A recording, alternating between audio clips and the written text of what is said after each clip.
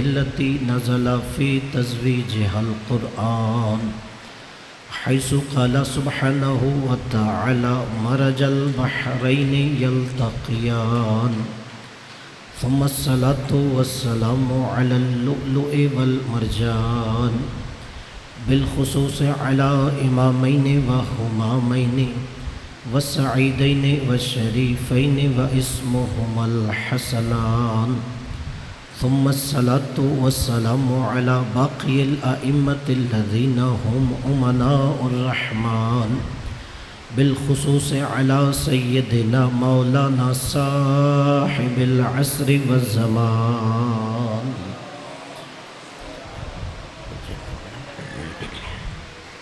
صلوات الله على محبيهم ولعنة الله على مبغضيهم في كل حين وأوان أما بعد فقد قال الله سبحانه وتعالى في كتابه الفرقان بسم الله الرحمن الرحيم إنما وليكم الله ورسوله والذين آمنوا الذين يقيمون الصلاة ويؤتون الزكاة وهم راكعون مل کے بآواز بلند صلوات پڑھیے.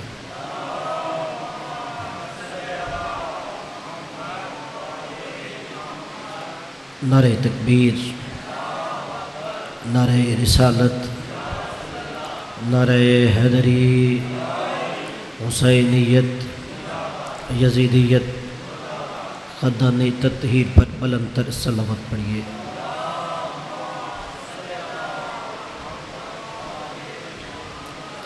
سب سے پہلے دعا ہے کہ مالک آپ تمام عزاداروں کا اس صفِ عزا پہ تشریف لانا اپنی بارگاہ میں قبول و منظور فرمائے.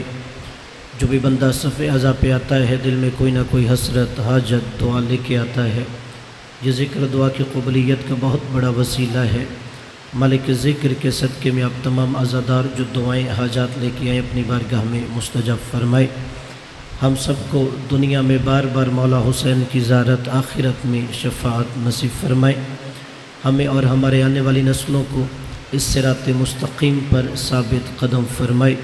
ہمارے وقت کے امام کو ہم سے راضی فرمائے. اپنے اپنی دعاؤں کی قبولیت کے لیے بلند تر صلوات پڑھیے. صلی اللہ علیہ محمد وسلم.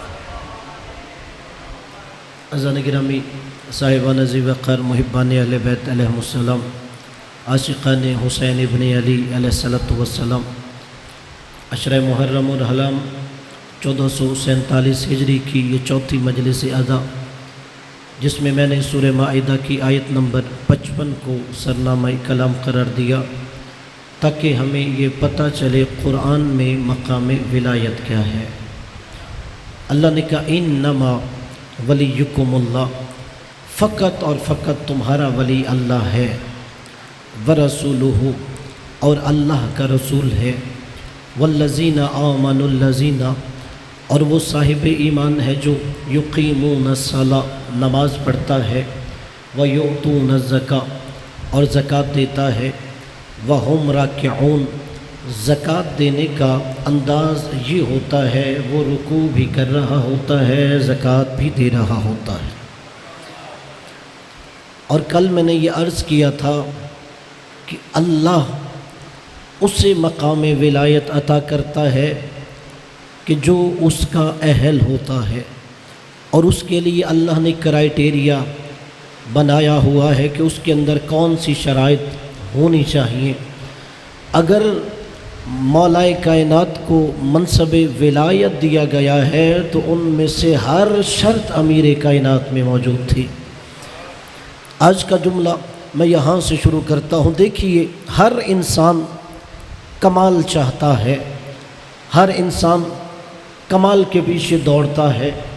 وہ جسے باکمال دیکھتا ہے وہ خود کو اسی کے دروازے پہ جھکا دیتا ہے. جو سمجھتا ہے کہ علم میں کمال ہے وہ علماء کی صحبت میں بیٹھے گا. جو سمجھے گا کہ دولت میں کمال ہے وہ دولت مندوں کے آستانوں پہ جائے گا. جو سمجھے گا شہرت میں کمال ہے وہ مشہور لوگوں کے ساتھ تصویریں بنانے میں اپنے لیے کمال سمجھ رہا ہوگا. یعنی جو جسے کمال سمجھتا ہے وہ اس کے دروازے پہ جاتا ہے. اللہ ہر بندے کی نیت بھی جانتا ہے، فطرت بھی جانتا ہے، طبیعت بھی جانتا ہے۔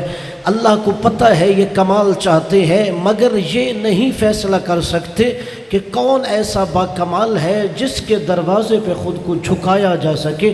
اللہ نے کہا آؤ میں تمہیں وہ دروازہ دکھاتا ہوں جو ہر تمہیں شعبے میں با کمال نظر آئیں گے۔ اگر تم علم کو پسند کرتے ہو تو علی کے دروازے پہ آؤ، اس لیے کہ خود نبی کہہ رہا ہے انا مدینۃ العلم و علی بابھا۔ اگر تم شجاعت کو پسند کرتے ہو تو علی کے دروازے پہ آؤ، اس لیے سید الملائکہ جبریل اس کا اعلان کر رہا تھا لا فتح الا علی لا سیف الا ذوالفقار۔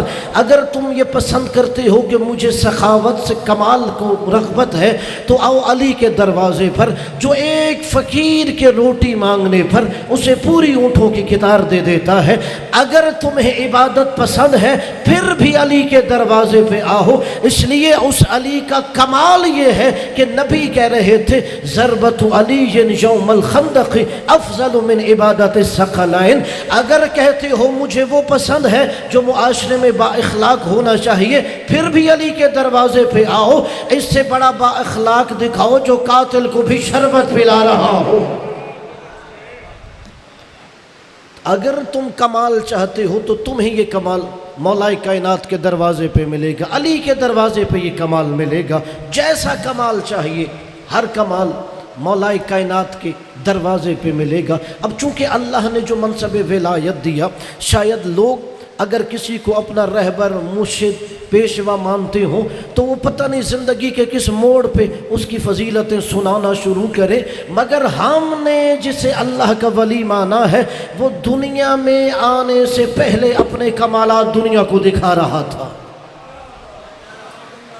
ابھی مولا کائنات دنیا میں نہیں آئے، ابھی یہ نور پردے میں تھا کہ مولا کائنات نے اپنے کمالات دکھائے۔ سیرت امیر المؤمنین نے کی کتابوں میں علماء نے ایک جملہ لکھا ہے کہ مولا کائنات دنیا میں آنے سے پہلے بھی اپنے کمالات دکھا رہے تھے۔ جب نور امیر المؤمنین جناب فاطمہ بنت اسد کو ودیعت فرمایا گیا تو اس وقت جب بھی سید الانبیاء آتے تو جناب فاطمہ بنت اسد کھڑی ہو جاتی۔ عرب کی عورتوں نے کہا فاطمہ بنت اسد محمد تمہارا بھتیجا ہے، تم نے اسے ماں بن کے پالا ہے۔ یہ عربوں کا دستور نہیں ہے کہ ماں کسی بیٹے کے احترام میں یوں کھڑی ہو۔ جناب فاطمہ بنت اسد نے فرمایا یہ میں کھڑی نہیں ہوتی، مجھے نور علی کھڑے ہونے پہ مجبور کر دیتا ہے۔ یہ میں کھڑی نہیں ہوتی، یہ جو نور امانت مجھے بطور امانت عطا کیا گیا ہے یہ کھڑے ہونے پہ مجبور کر دیتا ہے۔ عرب کی عورتوں نے کہا یہ کیسے ممکن ہے، جو آپ کا بیٹا دنیا میں نہیں آیا وہ کیسے آپ کو کھڑا ہونے پہ مجبور کر دیتا ہے؟ کہا اچھا اگر آپ کو علی کھڑے ہونے پہ مجبور کرتا ہے کہ جیسے ہی محمد آئے یہ نور امامت آپ کو کھڑا کر دیتا ہے تو چلو اب جب علی آپ کو کھڑا کریں گے ہم آپ کو بٹھا دیں گے۔ اب عجیب جملہ ہے روایت کا، جیسے ہی سرکار مصطفیٰ جناب ابو طالب علیہ السلام کی دہلیز میں داخل ہوئے، اب ادھر 8-10 عورتوں نے جناب فاطمہ بنت اسد کے شانوں کو دبایا، ادھر نور حیدر کرار نے اٹھانا چاہا، ادھر عرب کی عورتیں بٹھا رہی ہیں، ادھر نور حیدر کرار اٹھا رہا ہے۔ جیسے ہی سرکار مصطفیٰ قریب آئے ادھر نور حیدر کرار نے اٹھایا، کوئی عورت آگے گری، کوئی عورت پیچھے گری، کوئی دائیں گری، کوئی بائیں گری، اور علی نے بتایا کہ دیکھو جب 8-10 عورتیں نور امامت کا مقابلہ نہیں کر سکتی تو ایک عورت علی کا مقابلہ کیسے کرے گی؟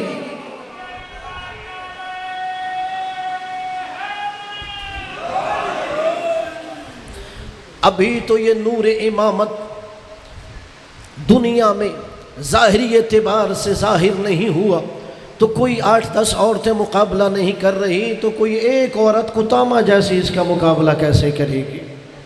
اب جناب امیر کائنات کی فضیلت یہ بھی ہے، اب دیکھیے جب اللہ نے پہلے نبی کو دنیا میں بھیجنا تھا اس کے لیے بھی خاص اہتمام کیا، اور جب ختم نبوت کے بعد جس نے پہلا امام بننا تھا اس کے بھی دنیا میں آنے پہ خاص اہتمام کیا۔ جائیے قرآن پڑھیے سورہ بقرہ، جب اللہ کا پہلا نبی آ رہا تھا خاص اس کے لیے بزم ملکوت سجائی جا رہی تھی، اور جب امیر کائنات نے بھی دنیا میں آنا تھا تو جناب سید الانبیاء کے بعد امیر کائنات دنیا میں آ رہے ہیں، مگر سید الانبیاء بھی بیت اللہ میں نہیں آ رہے تھے، جناب ابو طالب کے گھر میں آ رہے تھے۔ اگر آپ یہ روایت پڑھیے سرکار مصطفیٰ کہاں آئے، ان کے لیے جناب ابو طالب کا گھر کا انتخاب کیا گیا، مگر جب جناب امیر کائنات نے آنا تھا تو اللہ نے اپنے گھر میں آنے کے لیے بلایا۔ اب آپ جائیے جناب فاطمہ بنت اسد امیر کائنات کے دنیا میں آنے کے لیے بیت اللہ میں گئی کیوں؟ تو لوگ یہی کہیں گے وہ دعا کرنے گئی تھی۔ انہیں پوچھو کون سی دعا؟ کہا انہوں نے دعا یہ مانگی، میں اس گھر پہ ایمان رکھتی ہوں، اس کے بنانے والے اپنے جد ابراہیم پہ ایمان رکھتی ہوں، اس کے رب پہ ایمان رکھتی ہوں، اور جو دعا مانگ رہی تھی کہ بار الہ مجھ پہ یہ مشکل آسان کر دے۔ وہ مشکل اگر سمجھ لو وہ مشکل کیا ہے، نور حیدر کرار کہہ رہا تھا کہ آپ اللہ کے گھر چلیے۔ جناب فاطمہ بنت اسد کے سامنے سیرت مریم سلام اللہ علیہا ہے کہ جیسے ہی جناب مریم کے پاس جناب عیسیٰ نے دنیا میں آنا تھا تو اللہ نے کہا مریم تو میرا گھر چھوڑ دے۔ اب بچہ کیا کہہ رہا تھا؟ اللہ کے گھر چلیے۔ سیرت مریم کیا ہے؟ انہیں اللہ کے گھر سے نکالا جا رہا تھا۔ اب جناب فاطمہ بنت اسد نے کہا بار الہ تو مشکل کو آسان کر، میں بچے کے کہنے پہ عمل کروں یا سیرت مریم پہ عمل کروں؟ اب دیوار کا شک ہونا بتا رہا ہے یہ فاطمہ کی دعا قبول ہو رہی ہے۔ اللہ اکبر، یا رسول اللہ،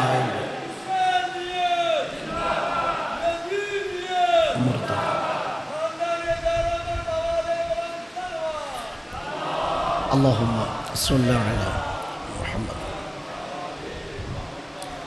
یہ جو اللہ نے فضیلت مولا کائنات کو دی، اس کے پیچھے راز کیا ہے؟ آپ نے چونکہ واقعہ سنا، جو راز ہے اگر وہ لوہے دل پہ آپ نقش کیجئے کہ کیوں امیر کائنات کے لیے اللہ نے اپنا گھر منتخب فرمایا۔ اب اس سے پہلے سید الانبیاء جب دنیا میں آئے وہ روایت پڑھیے، جب جناب عبداللہ کے گھر یتیم نے آنا تھا، جناب آمنہ سلام اللہ علیہا جناب ابو طالب کے دروازے پہ گئی، جناب ابو طالب سے کہا کہ آپ کے بھائی کے گھر یتیم دنیا میں آنا چاہتا ہے، اب آپ بتائیے اس کے لیے کون سے گھر کا انتخاب ہونا چاہیے۔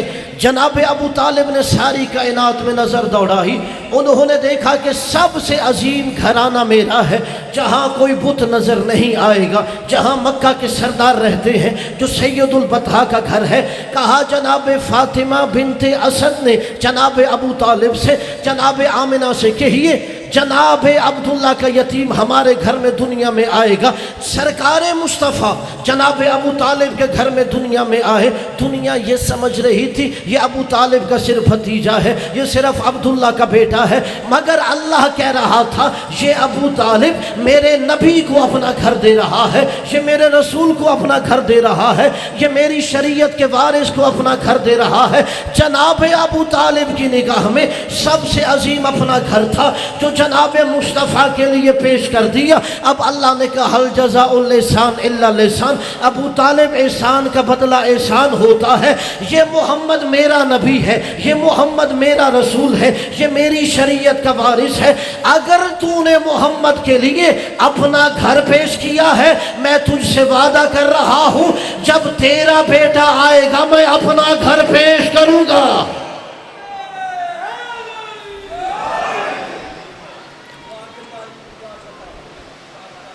تو اپنا گھر پیش کر رہا تھا، تیری نگاہ میں سب سے عظیم گھر وہی ہے۔ اب جب جناب ابو طالب کا بیٹا آئے گا ان کے لیے میں اپنا گھر بیت اللہ پیش کر رہا ہوں گا۔ اور اس سے آگے جو لطف کا جملہ ہے، جناب فاطمہ نے جب دعا مانگی تو دیوار شق ہو گئی۔ آپ مجھے بتائیے، اگر کوئی جو آپ کے یہاں سیدہ والی میں سب سے بہادر ہے، اسے آپ دیوار کے پاس کھڑا کیجئے، دیوار کو پھاڑ دیجئے، وہ آگے کی جانب نہیں جائے گا، پیچھے کی جانب جائے گا۔ مگر جناب فاطمہ بنت اسد صاحب ولایت کی ماں پیچھے نہیں آگے کی جانب بڑھ رہی تھی۔ کیا وجہ ہے؟ ہونا تو یہ چاہیے کہ پیچھے کی جانب جاتی، وہ آگے کی جانب کیوں بڑھ رہی تھی؟ جناب فاطمہ بنت اسد کا استقلال بتائے گا، اگر میں کسی فرار کی ماں ہوتی تو پیچھے کی جانب جاتی، فاطمہ حیدر کرار کی ماں ہے، میں بڑھ بڑھ کے حملہ کرنے والے کی ماں ہوں، میں آگے کی جانب بڑھوں گی۔ جب فاطمہ بنت اسد اللہ کے گھر میں گئیں، اگر بندہ ڈرا ہوا ہو، سہما ہوا ہو، وہ کسی عمارت میں جائے تو وہ کونے کا کوئی سہارا لے گا، کسی ایک کونے میں جا کے وہ بیٹھ جائے گا۔ مگر جناب فاطمہ بنت اسد جب بیت اللہ میں گئیں، انہوں نے کسی کونے کا سہارا نہیں لیا۔ میں حوالہ دیتا ہوں تاکہ ہر بندہ یہاں سے یقین لے کے اٹھے، اور اہل سنت کتاب کا حوالہ ہے المستدرک علی الصحیحین میں، حاکم نیشا پوری نے یہ جملہ لکھا ہے۔ المستدرک علی الصحیحین کون سی کتاب ہے جو غیر شیعہ یہاں موجود ہے، اسے سمجھانے کے لیے جب صحیح بخاری لکھی اور صحیح مسلم لکھی گئی تو ان دونوں لکھنے والوں نے اپنے لیے کچھ شرائط مقرر کی کہ جو بھی حدیث اس شرط پہ پوری اترے گی ہم اسے اپنی کتاب میں لکھیں گے۔ کتنی ایسی حدیثیں تھیں جو ان کے معیار پہ پوری اتر رہی تھی، مگر نہ صحیح بخاری والے نے لکھی نہ صحیح مسلم والے نے لکھی۔ پھر ایک اور اہل سنت عالم آیا جس کا نام حاکم نیشا پوری تھی، اس نے کہا اب جو بخاری اور مسلم کا معیار تھا ان کے معیار پہ حدیثیں پوری اتر رہی تھی، مگر دونوں نے اپنی کتاب میں نہیں لکھی، اب میں ایک نئی کتاب لکھوں گا جس کا نام المستدرک علی الصحیحین ہوگا، اور بخاری مسلم کے معیار کی حدیثیں اپنی کتاب میں لکھوں گا۔ یہ اس کتاب کی اہمیت ہے غیر شیعہ کے لیے۔ اب اس میں حاکم نیشا پوری نے جو جملہ لکھا وہ کہتے ہیں ولد علی فی جوف الکعبہ، علی صرف کعبہ میں نہیں، عین کعبہ کے مرکز میں دنیا میں آئے۔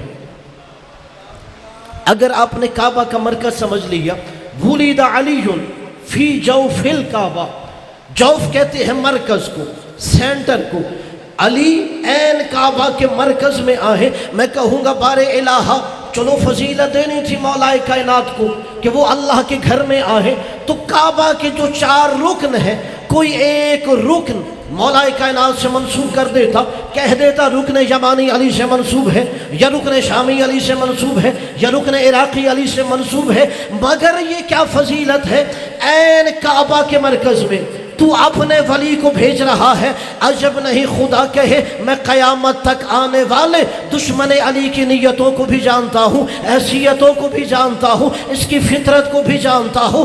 اگر میرے گھر کا ایک کونا علی سے منسوب ہو جاتا تو عجب نہیں جس کے دل میں علی کا بغض ہے وہ کہتا میں اللہ کے گھر کے اس کونے کی جانب بھی سجدہ نہیں کروں گا جو علی سے منسوب ہے۔ اللہ نے کہا میں عین کعبہ کے مرکز میں علی کو بھیج کر دشمن علی کو بھی اس گھر کی جانب جھکاؤں گا۔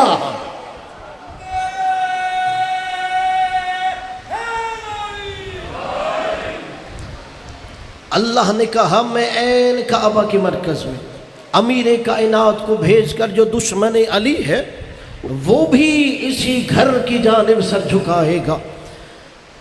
اور پھر جناب فاطمہ بنت اسد جب اس گھر سے باہر نکلی تو لینے کے لیے سرکار محمد مصطفیٰ آئے تھے، اور جب آئے تو انہوں نے جملہ کہا جناب فاطمہ نے کہ بچے نے کھایا بھی نہیں ہے، کچھ غذا نہیں کھائی اور آنکھیں بھی نہیں کھولی۔ سید الانبیاء نے ہاتھوں پہ اٹھایا تو اللہ کے ولی نے اپنی آنکھیں کھولی۔ جملہ قبلہ اظہر حسن زیدی صاحب کا ہے اور ان کے ہی بلندی درجات کے لیے پڑھ رہا ہوں، جس سے اردو ادب سے شغف ہے نا اسے لطف آئے گا ان کے جملے کا۔ قبلہ اظہر حسن زیدی صاحب کہتے ہیں جناب فاطمہ بنت اسد نے رسول سے کیا کہا، ابھی بچے نے آنکھیں نہیں کھولی، اور جیسے ہی نبی نے مولا علی کو ہاتھوں پہ اٹھایا تو فوراً مولا علی نے آنکھیں کھول دی۔ وہ کہتے ہیں نبی اسے کہتے ہیں جسے دیکھ کر علی کی بھی آنکھیں کھل جاتی ہیں، جسے اردو کی سمجھ آتی ہے۔ چلو جو پہلا جملہ نہیں سمجھ سکا وہ ان کا ادب کا دوسرا جملہ سمجھے۔ علی اسے کہتے ہیں جسے دیکھ کر، نبی اسے کہتے ہیں جسے دیکھ کر علی کی بھی آنکھیں کھل جاتی ہیں۔ دوسرا جملہ جناب فاطمہ بنت اسد، جناب ابو طالب علیہ السلام کے حرم نے کہا، بچے نے غذا نہیں کھائی، ابھی تک کچھ نہیں کھایا، اب فوراً رسالت نے اپنی آب وحی سے دھلی ہوئی زبان دہن امامت میں دے دی۔ فوراً رسالت نے آب وحی سے دھلی ہوئی زبان دہن امامت میں دے دی۔ وہ دوسرا جملہ کہتے تھے، علی اسے کہتے ہیں جسے پہلے دن علی کو نبی نے زبان دے دی۔ نبی اسے کہتے ہیں جسے دیکھ کے علی کی بھی آنکھیں کھل جاتی ہیں، اور کہا علی اسے کہتے ہیں جسے پہلے دن نبی نے زبان دے دی۔ اور اب یہاں پر جب کہا ابھی بچہ رویا بھی نہیں، اب نبی نے عجیب جملہ کہا کہ یا علی کچھ سناؤ، یا علی کچھ سناؤ۔ اب 3 دن کا بچہ ہے، یا علی کچھ سناؤ۔ روایت کے جملے ہیں، کہا یا رسول اللہ توریت سناؤ۔ جو جملہ برداشت کر گیا میں اس کے علم کی داد دوں گا کہ اس کا سینہ یقیناً علم کا سمندر ہوگا، کہ یا رسول اللہ توریت سناؤ، زبور سناؤ، انجیل سناؤ، قرآن سناؤ۔ منو ان بطور امانت روایت ہدیہ کر رہا ہوں آپ کو امین سمجھ کر۔ مولا کائنات نے توریت بھی سنائی، زبور بھی سنائی، انجیل بھی سنائی، قرآن بھی سنایا۔ تاریخ میں یہ نہیں ہے علی نے توریت کہاں سے پڑھی، زبور کہاں سے پڑھی، انجیل کہاں سے پڑھی، مگر یہ جملے موجود ہیں قرآن کے نازل ہونے سے 10 سال پہلے علی قرآن کہاں سے پڑھ رہا تھا۔ یہ تاریخ میں موجود ہے۔ ابھی قرآن نے 10 سال بعد نازل ہونا ہے۔ قرآن نازل ہونے سے 10 سال پہلے میرا مولا لوح محفوظ سے قرآن کہاں سے پڑھ رہا تھا؟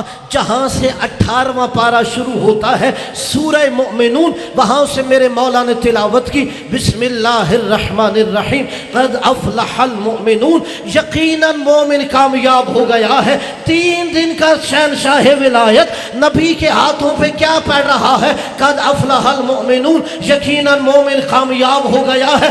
دوسرا جملہ نبی نے کہا، یا علی قد افلح المؤمنون ولایتی کا، اے علی مومن تیری ولایت کی وجہ سے کامیاب ہے۔ اگر تو کہہ رہا ہے کہ مومن کامیاب ہو گیا ہے تو مصطفیٰ نے کہا تجھے اس کی کامیابی کا راز بھی بتا رہا ہوں، اس لیے کہ اس کے پاس علی کی ولایت ہے۔ اب اس کے بعد جب امیر کائنات نے یہ سنا دی، اب نبی نے ایک جملہ کہا کہ یا علی تو نے توریت موسیٰ سے بہتر پڑھی۔ تھوڑے میں پریشان چہرے دیکھ لوں۔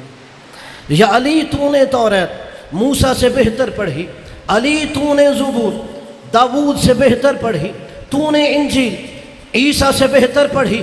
میں محمد گواہی دیتا ہوں تو نے قرآن ایسے پڑھا جیسے لوح محفوظ پہ لکھا ہے۔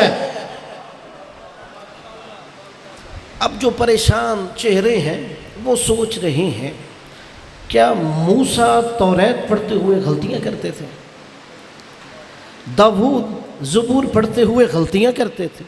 انجیل عیسیٰ جب پڑھتے تھے غلطیاں کرتے تھے؟ نہیں، ہم شیعان حیدر کرار کا عقیدہ ہے معصوم سے غلطی نہیں ہوتی، ہم انبیاء کی عصمت کے قائل ہیں۔ تو پھر نبی نے یہ کیا کہا کہ تو نے توریت موسیٰ سے بہتر پڑھی، تو نے زبور جناب داود سے بہتر پڑھی، تو نے انجیل جناب عیسیٰ سے بہتر پڑھی۔ میں گواہی دیتا ہوں قرآن ایسے پڑھ رہا ہے جیسے لوح محفوظ پہ لکھا ہے۔ اس کے پیچھے راز یہ ہے توریت کلام اللہ ہے، موسیٰ کلیم اللہ ہے، زبور کلام اللہ ہے، داود نبی اللہ ہے، انجیل کلام اللہ ہے، عیسیٰ روح اللہ ہے۔ کیوں میرا نبی کہہ رہا ہے تو توریت موسیٰ سے بہتر پڑھ رہا ہے، تو زبور داود سے بہتر پڑھ رہا ہے، تو انجیل عیسیٰ سے بہتر پڑھ رہا ہے؟ اس کے پیچھے حکمت راز یہ ہے توریت کلام اللہ تھی، موسیٰ کلیم اللہ تھے، زبور کلام اللہ تھی، داؤد نبی اللہ تھے، انجیل کلام اللہ تھی، عیسیٰ روح اللہ تھی۔ یہ ساری کتابیں علی کی زبان سے اس لیے بہتر لگ رہی ہے، علی کی زبان لسان اللہ ہے۔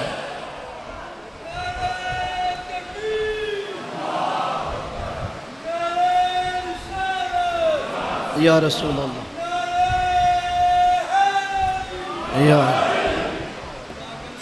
اس لیے امیر کائنات کی زبان سے یہ اچھی لگ رہی تھی کہ علی کی زبان خود لسان اللہ ہے۔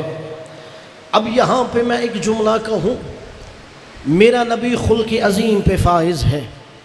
جناب فاطمہ بنت اسد نے کیا کہا؟ 3 دن سے بچے نے کھایا کچھ نہیں۔ جناب سرکار ختمی مرتبت نے لعاب رسالت پہلی غذا دی۔ میرا نبی انک لعلی خلق عظیم کی منزلت پہ فائز ہے۔ خلق عظیم کا مطلب کیا؟ جناب سرکار ختمی مرتبت کو آگے سوال کرنا چاہیے تھا، اچھا بچے کو میں نے سیراب کر دیا ہے، آپ نے کچھ کھایا ہے؟ اگر بچہ 3 دن اندر تھا، جناب ابو طالب کا حرم بھی تو بیت اللہ میں ہے، جناب فاطمہ سے سوال کرتے کہ آپ 3 دن سے باہر آئی نہیں ہے، باہر سے اندر گیا کوئی نہیں ہے، آپ نے کچھ کھایا ہے؟ مگر نبی نے یہ سوال نہیں کیا، یا پھر یہ مسلمانوں مانو وہاں نبی نے کچھ کھانا دیکھا ہو، سوال نہیں کیا، یا یہ مان لیجئے کہ وہاں پہ نبی نے کچھ کھانا دیکھا ہو۔ نہیں، میں قرآن سے ایک دلیل دیتا ہوں، جناب فاطمہ بنت اسد بھی بیت اللہ میں ہے، ایک اور نبی کی ماں بھی بیت اللہ میں رہتی تھی، وہ جناب مریم سلام اللہ علیہا تھی۔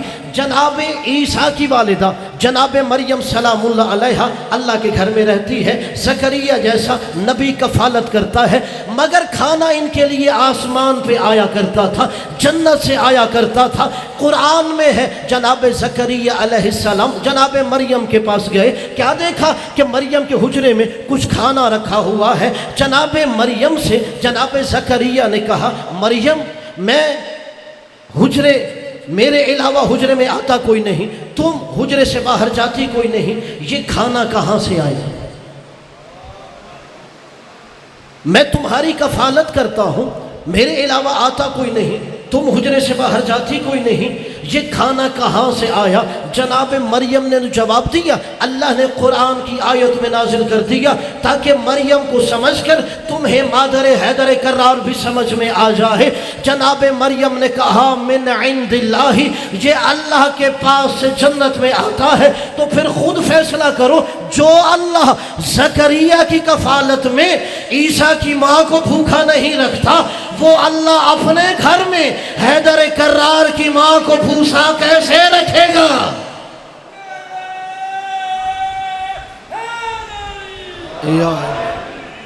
جو اللہ جناب زکریا کی کفالت میں جناب عیسیٰ کی ماں کو بھوکا نہیں رکھ رہا، وہ اللہ اپنے گھر میں حیدر کرار کی ماں کو بھوکا کیسے رکھے گا؟ اب جیسے ہی گھر گئی، اب وہاں پہ روایت کا جملہ ہے، دیکھیے جو اللہ کا ولی ہوتا ہے وہ پہلے دن سے ہی دنیا کی ہدایت کر رہا ہوتا ہے، وہ سن و سال کا محتاج نہیں ہوتا کہ شاید کوئی یہ کہے یہ جو امام ہوتا ہے یہ کوئی عمر کا محتاج ہوتا ہے۔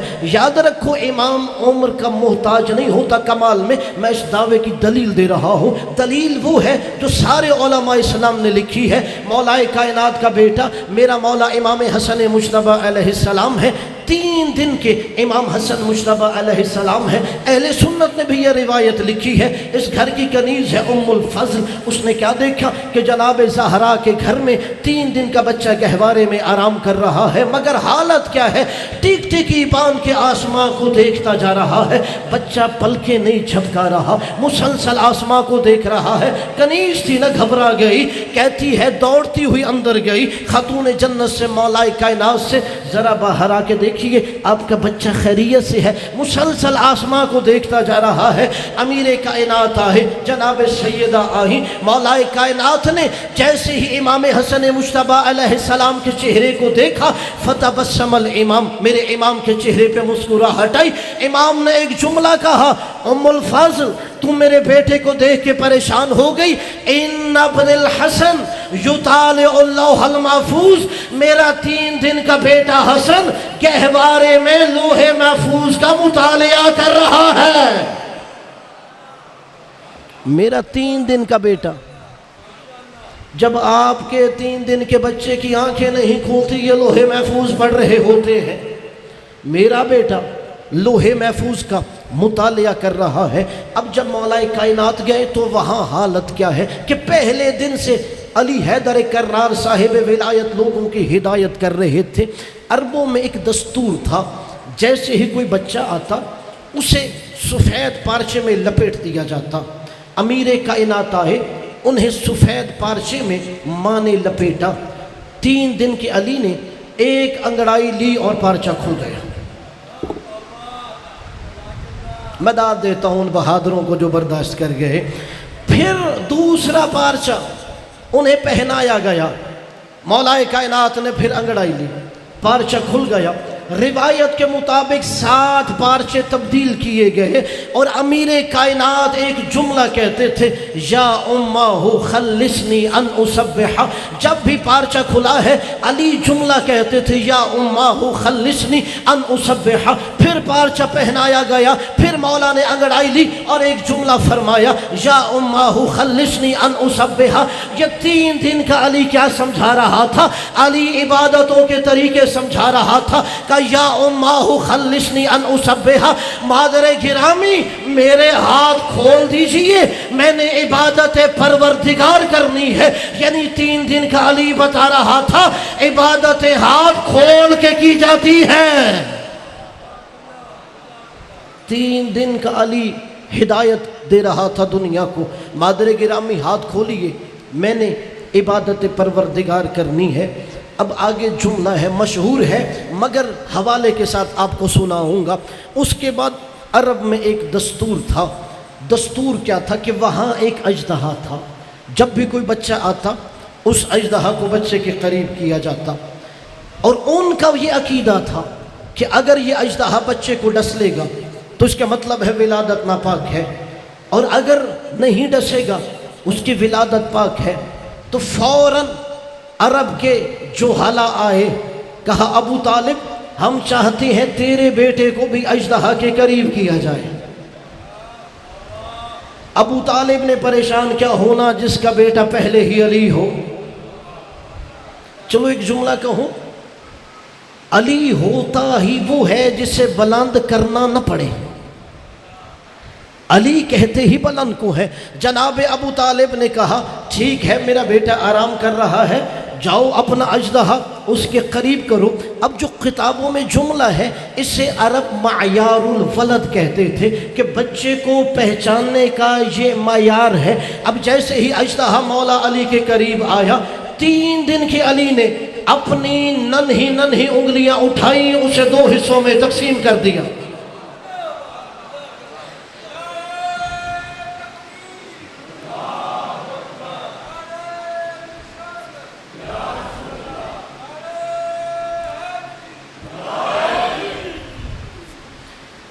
تین دن کی علی نے صلوات پڑھی ہے مولا کائنات کی ذات پر۔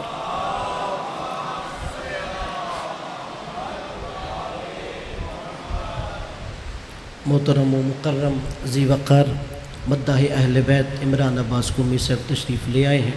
دعائے مالک ان کے والد کے درجات بلند فرمائے، انہیں صحت و عافیت عطا فرمائے۔ اپنی عبادت کی قبولیت کے لیے مولا کائنات کی ذات پہ صلوات پڑھی۔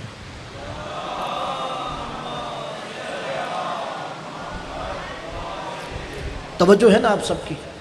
آخری جملہ بس فضائل کا، اور آپ اس جملے پہ مجھے دام نہ بھی دے، میں آپ سے راضی ہوں، مگر شرط یہ ہے مرتے دم تک یہ جو نبی نے یہاں حدیث سنائی تھی وہ آپ نے انوار قلوب پہ نقش کرنی ہے۔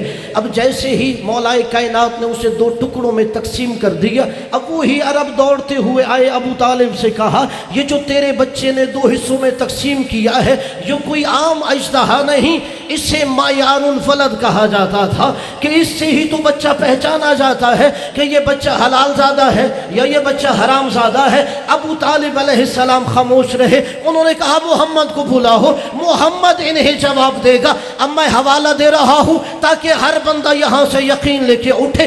یہ جو حدیث ہے اہل سنت عالم ابن جوینی نے اپنی کتاب فرائض الصمتین میں لکھی ہے کہ جیسے ہی سرکار مصطفیٰ کو بلایا گیا، اب کافروں نے کیا کہا، دیکھو علی نے ہمارے معیار الولد کو ختم کر دیا ہے، اب کیسے پتا چلے گا اس کی ولادت پاک ہے یا ناپاک ہے؟ میرے نبی نے کہا عرب کے رہنے والوں، آج نہیں کل تو اژدہا نے مر جانا تھا، پھر تمہارا معیار کیا ہوتا؟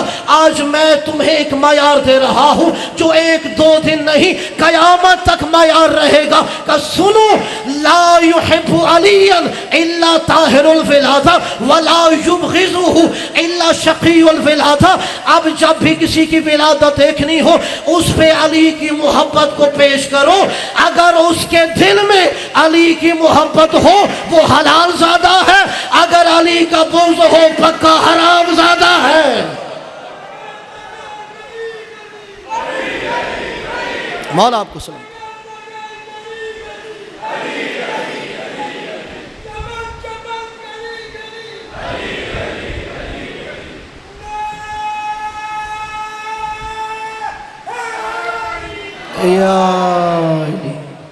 نبی نے کہا، اہل سنت عالم نے بھی لکھا، لا يحبه الا السعید الجد الطیب الولادہ ولا يبغضه الا شقی الجد الردی الولادہ۔ اب اگر دیکھنا ہے نا ولادت پاک ہے یا ناپاک ہے تو اس علی کو معیار بناؤ گے۔ علی سے محبت وہی کرے گا جس کی طینت پاک ہوگی، علی سے بغض وہی رکھے گا جس کی طینت ناپاک ہوگی۔ اس لیے جب اپنے دل میں امیر کائنات کی محبت محسوس کرتے ہو سجدہ شکر ادا کیا کرو۔ شاید دنیا میں آپ کو قدر نہ ہو، قبر میں جا کے قدر آئے گی کہ محبت علی و ولایت علی کتنا بڑا سرمایہ ہے۔ اور میرے عزیز دوستو بزرگو، میں نے کل بھی اشارہ کیا تھا، پھر میں اشارہ کر رہا ہوں، جو نئے چہرے ہیں، اگر لوگوں کے دلوں میں علی کا بغض نہ ہوتا تو بات کربلا تک نہ آتی۔ کہ اہل سنت عالم سلمان قندوزی حنفی نے یہ جملے لکھے ہیں ینابیع المودہ میں، جب حسین نے کہا لما تقتلوننی، حسین کو کیوں قتل کر رہے ہو؟ لشکر یزید نے ایک جواب دیا، بغضا لابی کا، تجھے تیرے باپ کے بغض میں قتل کر رہا ہے۔ اجرکم علی الزہرا۔ عزادار علی کی اولاد نے دین بچانے کے لیے اپنا کچھ بھی نہیں بچایا تھا۔ اگر صرف علی کی بیٹی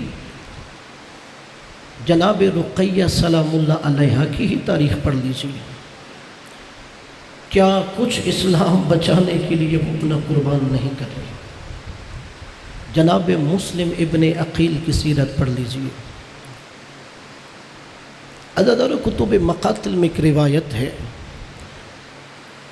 اس بی بی کے 2 بچے کربلا میں شہید ہوئے، 2 کوفہ میں شہید ہوئے، اور سید عبدالرزاق مکرم نے لکھا کہ یہ میں نہیں کہہ سکتا شام غریبہ کتنے بچے کھو گئے تھے۔ 2 بیٹیاں تھیں، ایک عاتقہ ایک حمیدہ، نسل نہیں بچی، صرف جناب حمیدہ سے اولاد آگے بڑھی۔ شام غریبہ کی ایک روایت ہے کہ جب سادات کے خیمے جلائے گئے اور جیسے تسبیح ٹوٹتی ہے دانے بکھر جاتے ہیں، سادات کے بچے ایسے بکھر گئے۔ جناب فضہ سلام اللہ علیہا دوڑتی ہوئی آئی، زینب سلام اللہ علیہا سے کہا آقا زادی رقیہ کی عاتقہ نہیں مل رہی، مجھے بتاؤ جس ماں کو پتہ چلے میری بیٹی گم ہو گئی ہے اس ماں کی حالت کیا ہوتی؟ رقیہ سلام اللہ علیہا دوڑتی ہوئی آئی، کبھی فرات کے کنارے جاتی ہیں، کبھی کربلا کے میدان میں عاتکہ عاتکہ کی آوازیں لگاتی ہیں۔ زینب سلام اللہ علیہا عاتکہ کو تلاش کر رہی ہیں۔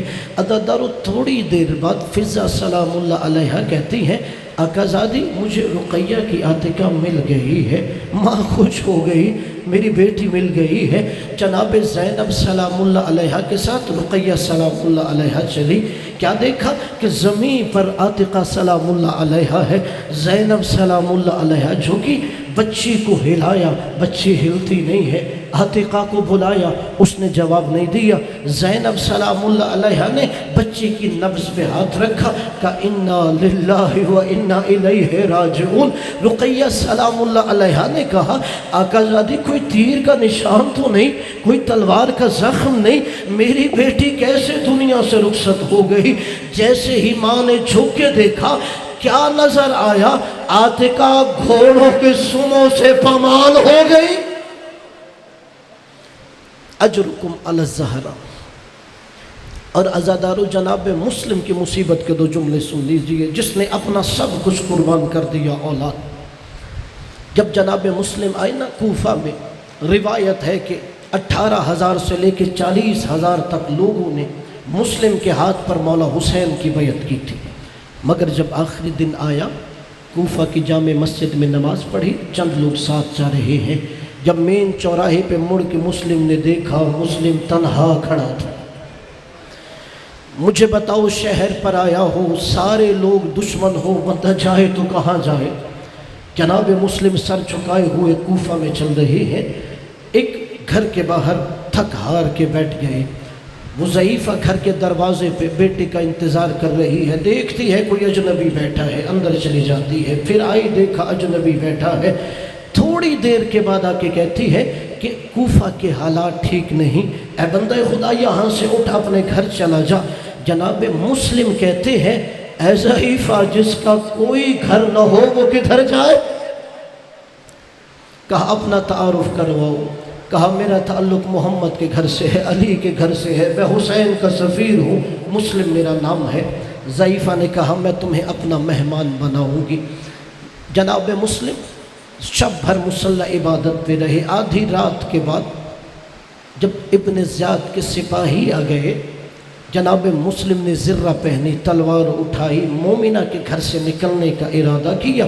مومنہ ایک جملہ کہتی ہے مسلم سپاہی زیادہ ہیں آپ تنہا ہو، ایسے کرو میرے گھر کو ڈھال بنا کے دشمن کا مقابلہ کرو۔ عجیب جملہ جناب مسلم علیہ السلام فرماتے ہیں کہ میرا ہاشمی خون گوارا نہیں کرتا کوئی بے حیا سپاہی کسی مومنہ کے گھر میں داخل ہو۔ میں ہاتھ باندھ کے جناب مسلم سے عرض کروں گا، جناب مسلم آپ فرما رہے ہیں میرا ہاشمی خون غیرت گوارا نہیں کر رہی، کوئی بے حیا سپاہی تیرے گھر میں آئے، ذرا آؤ شام غریبہ دیکھو میرے مولا سجاد کی کیا حالت ہوگی۔ جب زینب سلام اللہ علیہا نے پوچھا ہوگا سجاد بیٹا بتا میں ننگے سر باہر نکل جاؤں یا خیموں میں چل کے مر جاؤں؟ اجرکم علی اللہ، جس کی ہائے نکلی ہے نبی کی بیٹیاں اس کی شفاعت فرمائیں۔ عزادارو بالآخر دھوکے سے ایک گڑھے میں گرایا گیا، جناب مسلم کے ہاتھوں میں رسیاں باندھی گئی، ابن زیاد ملعون کے دربار میں لے جایا گیا۔ جانب مسلم جب دربار میں گئے حالت کیا ہے؟ سر اٹھا ہوا ہے، آنکھوں میں آنکھیں ڈال کے بات کر رہے ہیں، سینہ تنا ہوا ہے۔ عزادارو یہی جملہ ایک راوی نے میرے امام سجاد علیہ السلام سے پوچھا تھا کہ مولا میں نے اس دربار میں آپ کو بھی دیکھا ہے، اس دربار میں مسلم کو بھی دیکھا تھا، مگر دونوں میں بڑا فرق ہے۔ جب مسلم آیا تھا نا کوفہ کے دربار میں اس کا سر اٹھا ہوا تھا، وہ آنکھوں میں آنکھیں ڈال کے بول رہا تھا، سینہ تنا ہوا تھا۔ مولا میں نے آپ کو دیکھا آپ کا سر جھکا ہوا ہے، امام نظریں نہیں اٹھا رہے۔ امام نے کہا تو نے انصاف نہیں کیا، مسلم اکیلا آیا تھا، جب میں سر اٹھاتا ہوں کہیں زینب ننگے سر نظر آتی ہے، کہیں سکینہ بے ردا نظر آتی ہے۔ اجرکم علی الزہرا۔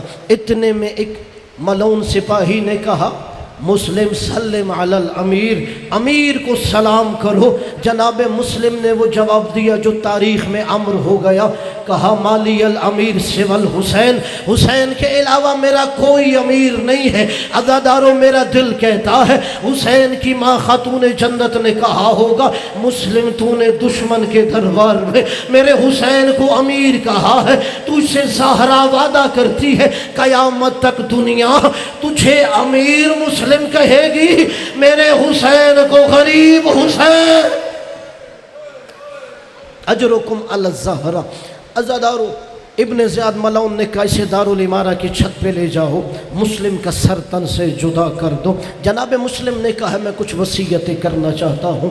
ابن زیاد ملعون کو ایک سائڈ پہ لے گئے، اسے پہلی وصیت کی کہ دیکھو میری شہادت کے بعد میری تلوار اور زرہ بیچ کر کوفہ میں میرا کچھ قرض ہے وہ ادا کر دینا۔ اگلی جو وصیت فرمائی اس سے پتہ چلتا ہے زہرا کا گھرانہ کتنا غریب ہو گیا تھا۔ کہا ایسے کرو حسین کوفہ آ رہا ہے، اکیلے نہیں آ رہا، اس کے ساتھ زہرا کی بیٹیاں ہیں، حسین کو جا کے کہہ دو کوفہ زہرا کی بیٹیوں کے ساتھ آنے کے قابل نہیں۔ حسین کوفہ میں نہ آئے۔ اب جناب مسلم کو دارالامارہ کی چھت پہ لے گئے، جلاد تلوار لے کے کھڑا ہے۔ عزادارو جناب مسلم نے مکہ کی راستے کی طرف منہ کیا کہ السلام علیکہ یا ابا عبداللہ الحسین، اے زہرا کے لال میرا آخری سلام لو۔ عزادارو حجت خدا تک ہواؤں کے ذریعے آواز پہنچی کہ علیک السلام یا مسلم، اے مسلم تجھ پر بھی میرا سلام ہو۔ عزادارو عباس نے دائیں دیکھا پھر بائیں دیکھا، کہا ہے مسلم جسے میرا مولا سلام کر رہا ہے، کہ مولا مجھے تو مسلم نظر نہیں آ رہا۔ کہ عباس میرے قریب آؤ۔ جناب عباس قریب آئے کہ ذرا ان دو انگلیوں کے درمیان دیکھو۔ جناب عباس نے دو انگلیوں میں دیکھا کہ عباس کیا نظر آیا؟ مولا کوئی بلند عمارت ہے، ایک جوان کھڑا ہے، کوئی جلاد تلوار لیے کھڑا ہے۔ کہا مسلم ذرا پہچانو یہ کون ہے؟ عزادارو پہچانا، امام کے قدموں میں گر گئے، مولا یہ کوئی اور نہیں رقیہ کا سرتاج مسلم ابن عقیل۔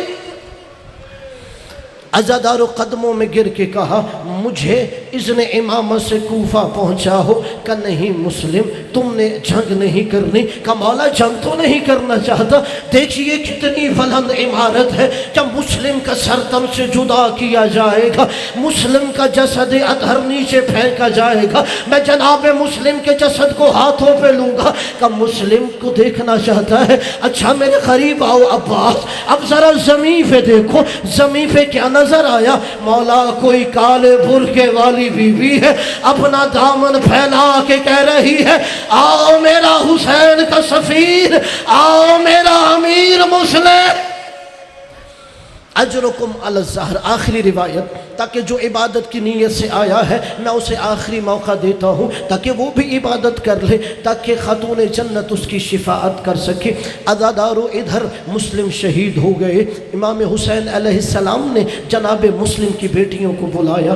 عاتکہ جناب حمیدہ آئی، ایک بیٹی کو ایک زانوں پہ بٹھایا، دوسری بیٹی کو دوسرے زانوں پہ بٹھایا۔ جناب عاتکہ و حمیدہ کہتی ہے ماموں کیا ہمارا بابا خیریت سے ہے؟